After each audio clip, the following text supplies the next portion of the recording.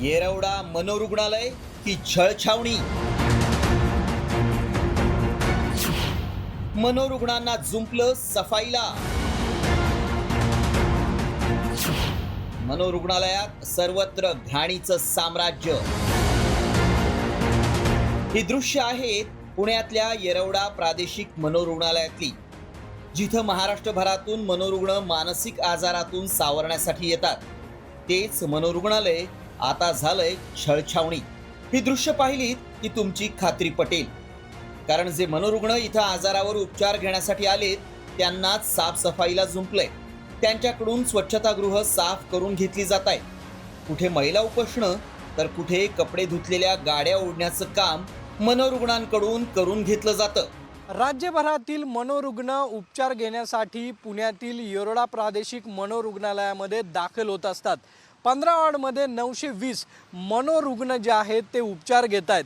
जेव्हा आम्ही या मनोरुग्णालयात गेलो तेव्हा काय परिस्थिती होती ते तुम्हीच समोर पहा. येरवडा मनोरुग्णालयात मनोरुग्णांकडून टॉयलेट, महिला स्वच्छतेचं काम करून घेतलं जात होतं. ढकलगाडीतून कपडे, जेवण वाहून नेण्याचं कामही मनोरुग्ण करत होते. ही कामं करण्यासाठी रुग्णालयातल्या कर्मचाऱ्यांकडून मनोरुग्णांचा छळ होत असल्याचाही आरोप आहे. तसंच वॉर्डाच्या आजूबाजूला घाण, दुर्गंधी, दारूच्या बाटल्यांचा खच असल्याचंही पाहायला मिळालं. मनोरुग्ण अस्वच्छ तर होतेच, पण त्यांच्या अंगावरील कपडेही स्वच्छ नव्हते. मनोरुग्ण कक्षातील बेड, फरशा, बाथरूमची अवस्था दयनीय होती.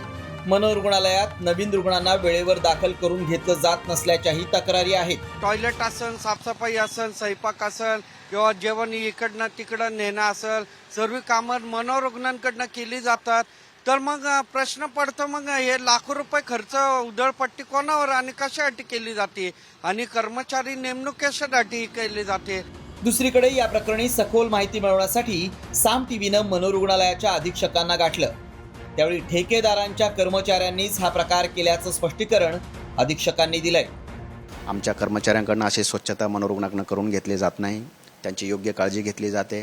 संबंधित ठेकेदारांचे वेतन आपण त्यांच्या कामाच्या दर्जाप्रमाणे अदा केल्यामुळे त्यांच्या सफाईगार कर्मचाऱ्यांकडून आधीच हा व्हिडिओ तयार केलेला दिसून येतो. याविषयी आपण योग्य चौकशी करून पुढील कार्यवाही करू. हा प्रकार समोर आल्यानंतर जागं झालेल्या प्रशासनानं मनोरुग्णांना कामाला लावणाऱ्या कर्मचाऱ्यांविरोधात कारवाईचे आदेश दिलेत. तसंच ठेकेदारालाही काळ्या यादीत टाकण्याची शिफारस राज्य सरकारकडे करण्यात आली आहे.